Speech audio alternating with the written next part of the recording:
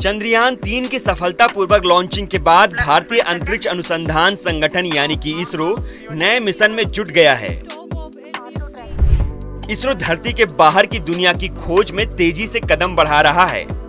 चमकते खगोलीय एक्सरे स्रोतों के कई आयामों पर अध्ययन जारी है। देश के पहले समर्पित पोलरीमीटर मिशन एक्सपोसैट को अंजाम देने के लिए लगभग तैयार है। ये जानकारी खुद इसरो प्रमुख एस सोमनाथ ने दी है। एस सोमनाथ ने विस्तार पूर्वक जानकारी देते हुए कहा कि सूर्य का अध्ययन करने के लिए आदित्य L1 मिशन की तैयारियां भी चल रही हैं।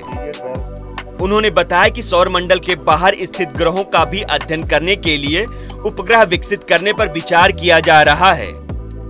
इसरो प्रमुख ने कहा कि हम चांद पर उतरने से जुड़े अन्य अभियानों पर भी चर्चा कर रहे हैं। यह सोमनाथ ने अंतरिक्ष विज्ञान प्रौद्योगिकी और जागरूक प्रशिक्षण कार्यक्रम 2023 के उद्घाटन समारोह को ऑनलाइन संबोधित करते हुए ये बात कही है। इसरो प्रमुख ने बताया कि एक्सरे पोलरीमीटर उपग्रह 2 वैज्ञानिक उपकरणों को पृथ्वी की निचली कक्षा में स्थापित करेगा। उन्होंने बताया कि पहला उपकरण पोलरीमीटर इंस्ट्रूमेंट इन एक्सरे यानी कि POLIX खगोलीय मूल के 8 से 30 किलोग्राम इलेक्ट्रोवोल्ट वाले फोटॉन के माध्यम से एक्सरे से ऊर्जा श्रेणी के पोलरीमीटर मानकों को मापेगा। दूसरा उपकरण एक्सरे स्पेक्ट्रोस्कोपी एंड टाइमिंग 0.8 से 15 किलोग्राम इलेक्ट्रॉन वोल्ट की ऊर्जा में स्पेक्ट्रोस्कोपिक सूचनाएं देगा।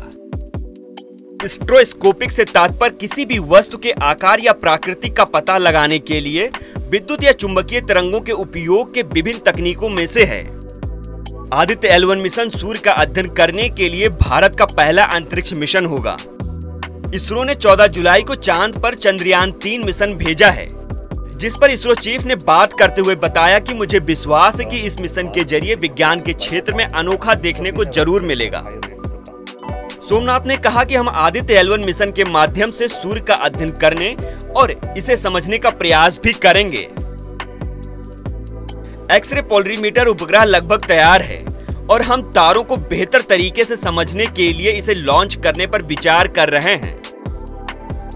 उन्होंने आगे बताया कि अन्य खगोलीय पिंडों जैसे शुक्र को समझने के लिए मिशन पर चर्चा की जा रही है। उन्होंने बताया कि सौर मंडल के बाहर के खगोलीय पिंडों का अध्ययन करने के लिए उपग्रह विकसित करने पर भी विचार किया जा रहा है। बता दें कि चंद्रयान 3 के बाद से इसरो और भी तेजी से स्पेस सेक्टर में काम करने में जुटा है। ये जरूर कहा जा सकता है कि आने वाले दिनों में सुपर पावर देश के बराबर भारत खड़ा दिखेगा। चंद्रयान 3 की सफलतापूर्वक लॉन्चिंग इसकी तस्दीक करती है। इसरो चंद्रयान 3 की पल पल मॉनिटरिंग करने में भी जुटा है और हर रोज नए नए अपडेट भी दे रहा है।